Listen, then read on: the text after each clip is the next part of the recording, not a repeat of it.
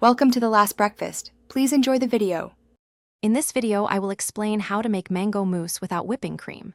First, gather your ingredients, focusing on ripe mangoes and a gelling agent like agar-agar or gelatin.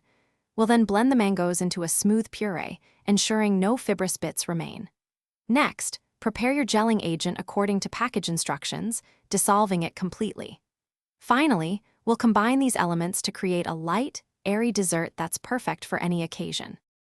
To begin, select 2 large, ripe mangoes. Their natural sweetness and vibrant color are key.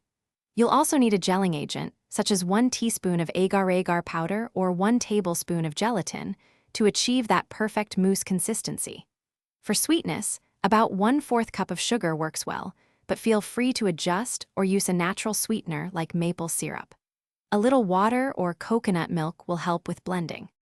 Start by peeling and dicing your ripe mangoes, then puree them in a blender until they are completely smooth, with no lumps. In a separate saucepan, dissolve your gelling agent, whether it's agar-agar or gelatin, in about 1/2 cup of water or coconut milk over low heat, stirring until fully incorporated. Once dissolved, let it cool slightly before gently folding this mixture into your smooth mango puree. Mix until just combined. After combining your ingredients, carefully pour the mango mousse mixture into individual serving dishes or a single mold.